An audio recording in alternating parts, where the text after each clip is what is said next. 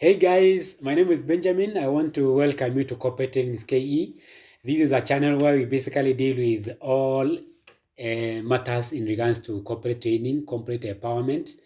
We talk about things you face as an employee on your day-to-day basis, things that you do in your workplaces, how you can become better at in your workplace. Yeah, so we basically share information about corporate life, and today we want to talk about a very important topic which we call budgeting. So basically, how do you budget your hand money?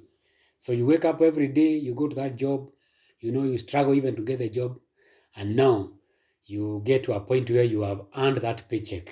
So how do you use it well? So today, just basically a beginner's content. We are not going so much into details because budgeting can be so detailed. It can be so different from one person to the other. But basically, you're just looking at a beginner. As a person who is beginning, where do you start? So, and today we're analyzing one model that was made popular by Elizabeth Warren, who is a United States of America senator. So, it's what we call the 50-30-20 rule. So, basically, 50% of your income you allocate to essential needs. These are things that you need for you to survive. So you're talking about food, talking about transportation, you're talking about rent, you're talking about school fees.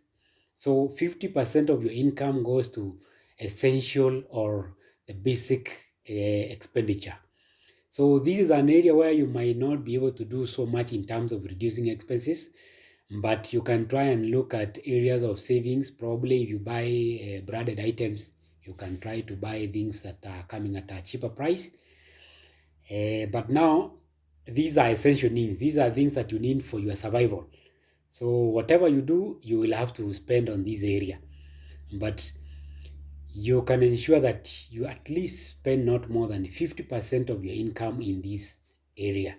Then you go to area number two, which is the wants. Basically, these are things that make your life feel good. The feel good factor, things that give you the feel good factor. Money that you allocate, for instance, for entertainment. Money that you allocate maybe for subscription TV. Money that you allocate for things that are not basic needs, but things that also give you that quality of life. So this is now the area now where you can try and minimize. You might find out, depending on your income range, you might have even to shift a lot of money from the wants to basic needs. So for instance, you can do without maybe a cable TV, or even if you need it, you can try free to air just to minimize on the expenses that you're incurring. If, for instance, you spend a lot of money on entertainment, you can try and save on that aspect so that now, in case 50% of your income is not able to meet your essential needs, then you can take in some resources that is allocated for the wants, then you push it back to the essential needs. So according to this rule, it advocates for 30%. 30% of your income goes to the wants, things that are not basically essential, but you need them to make your life feel good. But now you can reduce on this. Then the final aspect is savings. So you should at least strive to save 20% of your income. But now, depending on the earnings and the lifestyle people are living, you find a lot of people are not able to save.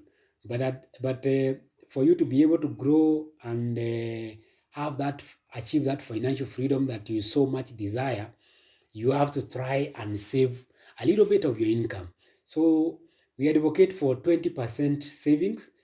And what I mean by 20% savings, it might not be that probably you are saving a whole 20% of your income, but maybe you're even prepaying some debts that are giving you headache, so that now you are debt free. Then you can now use that money now for you to build your savings. You also save because of emergency purposes, because you really don't know what might happen tomorrow. You might lose your job tomorrow. So do you have some savings that can take you or last you some duration as you try to get another new job? So basically, what you have to remember here is it's a beginner's guide.